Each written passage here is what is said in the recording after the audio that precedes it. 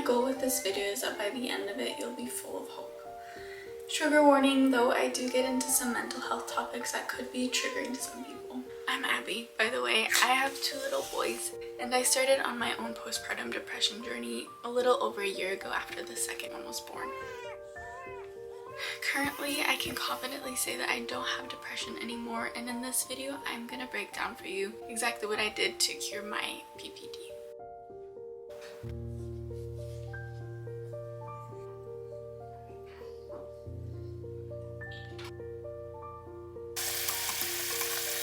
It started about a week after I gave birth. The first week I was just in the newborn baby bubble and it was bliss. But about a week after that, the only way that I know how to explain it is I suddenly went to a dark place in my mind which I'd never experienced before. I remember sitting up at night feeding my son, and it was just like this feeling in my mind that felt really scary and empty and dark. That's the only way that I know how to explain it. I had struggled a lot with depression before and other emotional difficulties, but this felt kind of new to me and I honestly didn't really know how to deal with it, and that scared me. And before I move on, a quick disclaimer. The only expertise or qualification that I have to make this video is that I'm a mom who went through it myself. I'm no expert. This is not professional advice. I'm simply sharing my personal journey, which I know is very different from many others. After this, I came across a book which is called The Postnatal Depletion Cure. I can't think of the author's name, but I will link it down below. It's a very good book and helped me a lot. In this, he just mentions a couple of screening tests for PPD, and so I googled it just because I was curious to see what my score would be. And I believe the max score that you can have is about 30, and I think if you score 10 points or more, then that's when a doctor or healthcare provider might start kind of paying a bit more attention to you. And I was surprised that I scored about 22 on it. I think it's called the Edinburgh Postnatal Depression Scale, something like that. I will also link that one down below. So this definitely got me thinking about things. As time progressed, I started having regular rage episodes. They weren't necessarily spontaneous. It was usually just when I was in a difficult moment taking care of my kids or up in the middle of the night or something like that. But rage was extremely uncommon for my personality and I'd never really experienced it before, so it also really scared me when it would happen. And this would look like throwing objects, including dishes that would shatter, hitting myself in the head, banging my head against the wall, pulling my hair out and sobbing often. I would find myself throughout the day, almost every day, just wishing for death or just didn't want to live. I can't say that I wanted to take my own life. I think I only really thought about it once or twice, but I think I just kind of wished that it would be over, and I would literally have the thought running in my mind, I don't want to live, I don't want to live, I hate life, I want to die. And it was just this cycle in my brain that continued and was really rough. I also had occasional panic attacks with that, which I didn't know what was going on for a little while until I googled some of my symptoms, and then I was like, oh, that's probably what was going on. So anyways, when I list it all together like that, it sounds incredibly intense, and you might be like, how the heck did you not know what was going on? But the thing that made it hard to actually recognize what was going on is because I had these episodes in between other moments where I loved life and loved being a mom and loved my kids and felt like a really normal person. It felt really hard for me because I didn't know which reality to look at. Should I look at the reality where I'm acting like a crazy person and pulling my hair out, or should I look at the reality when I feel perfectly balanced and I think I'm actually a great mom? And in that sense, for me, it was pivotal to understand that most of what I was experiencing internally actually had very little to do with what I was experiencing externally. When you're in the middle of a situation, it obviously feels like the situation is making you feel a certain way, and obviously it does affect some, but I have found it to be very true that my internal world actually has little to do with my external world. And that's exactly why one new mom may be loving motherhood and thriving in it, and the new mom next door might be having severe postpartum depression. And that's why even you yourself might have really good days and really bad days, even though not much changes.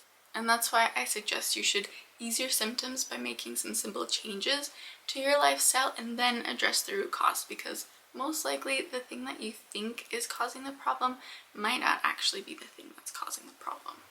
And I'll get into that a little bit later in the video. But right now I'm going to talk a little bit about what I did to ease my symptoms and make life just a little bit brighter.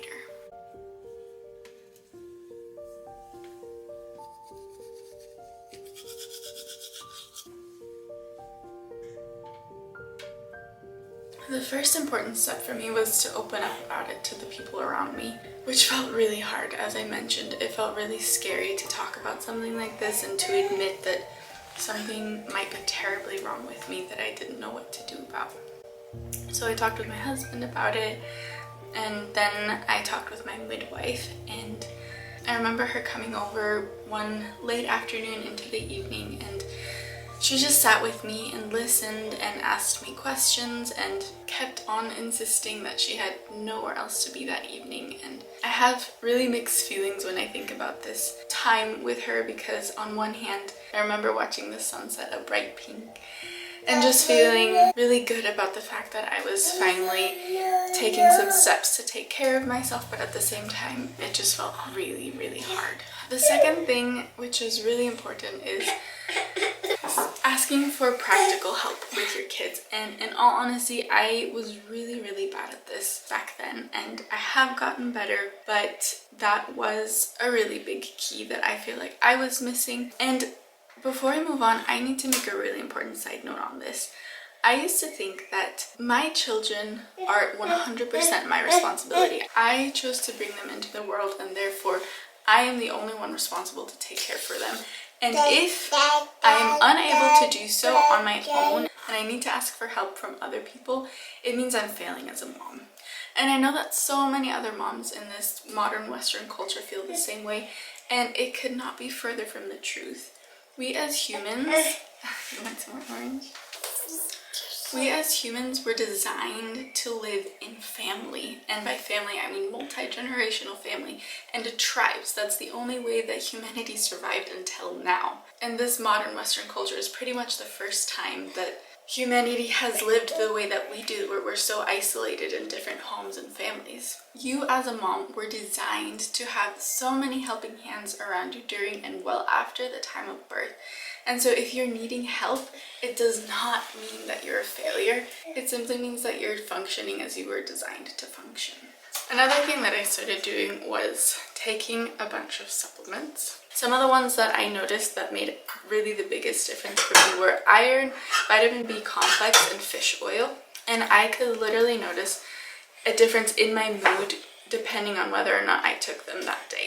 So getting checked for deficiencies, as well as just being proactive and taking some supplements, can hopefully make a huge difference for someone. Cheers.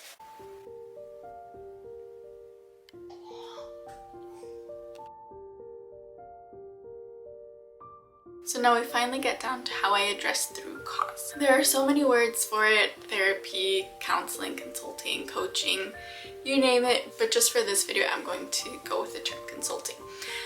So I found an amazing consultant through Stumvoll Consulting. I would definitely recommend them. I will leave their website down below as well. I think they might have a waiting list, but I'm a different person since starting that. In so many ways, it has really been the best, and I've tried other things before. I just wanted to say, if you've gotten any value so far in this video, would you consider giving me a like? That would really help me out. My consultant would ask me a ton of really great questions, just helping me articulate my emotions and what I was feeling and things like that, which felt helpful. But she also was asking me a lot of questions about my childhood, which at the beginning I was really kind of irritated, because I was like, my childhood has nothing to do with postpartum depression.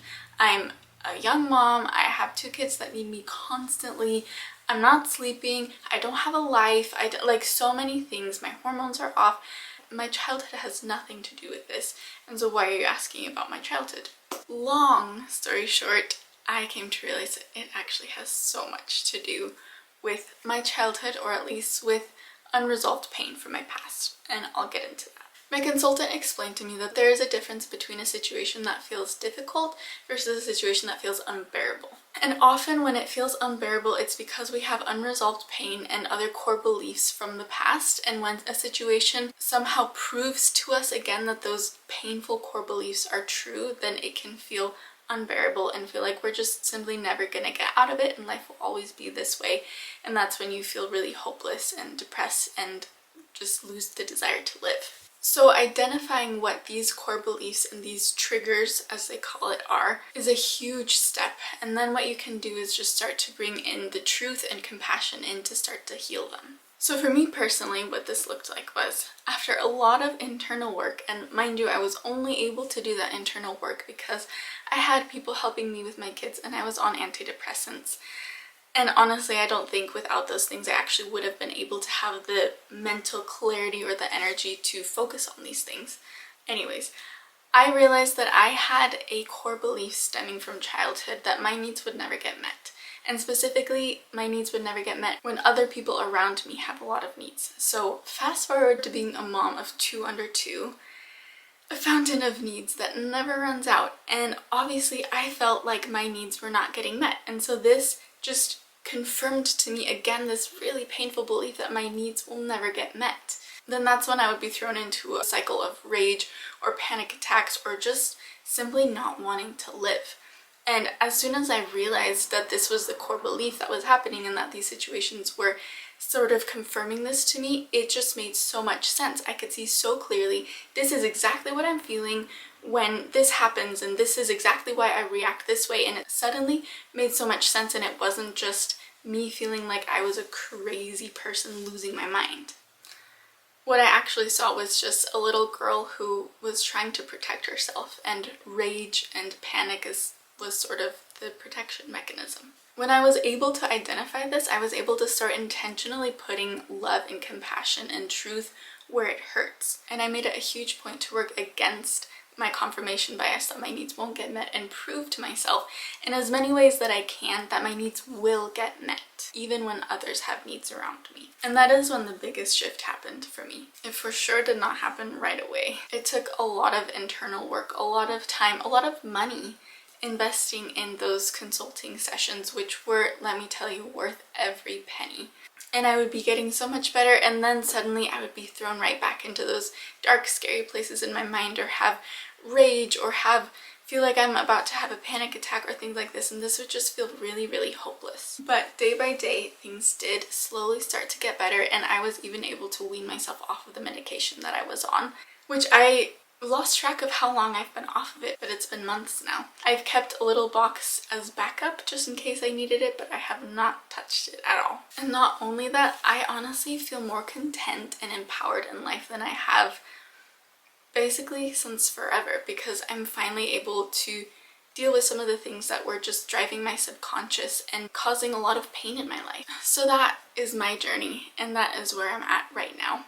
And I just want to say to any mom who's struggling right now, or any person for that matter, I'm really sorry that it feels really hard right now. I know what it feels like to have tears running down your cheeks when you're rocking your baby in the middle of the night, and to be struggling with your kids, or to have this feeling of being outside looking in and being aware somehow in the back of your mind that this is a beautiful moment and you should be enjoying it because they grow up so fast and your children are so precious, but somehow you just don't even have the capability to enjoy it. One of the worst feelings I've ever experienced is doubting whether or not I'm a safe person for my kids to be around, and wondering if it might be better if I just remove myself from the situation so that they would be safe. I know the days are long. I know you've probably never felt more isolated. And it feels like there's no escape from this thing called motherhood, which is supposed to be the biggest blessing in your life, but in reality feels like a stone around your neck.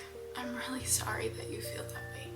And I want you to know that you're not alone. Things can and will get better. You are strong, and it's okay to feel weak. I know there's still a spark behind those tired eyes, and I'm sure you're a really good mom. This is my encouragement to put yourself first for once, and to open up to those around you if you're struggling, and openly share in people who love you. Invest in yourself, body, soul, and spirit. Thank you so much for watching. I really hope this could be of encouragement and of help to someone out there. Go ahead and share it with someone who you feel like might benefit from this as well. And if you enjoyed this video, consider subscribing. Thank you again so much for watching. Love, Abby.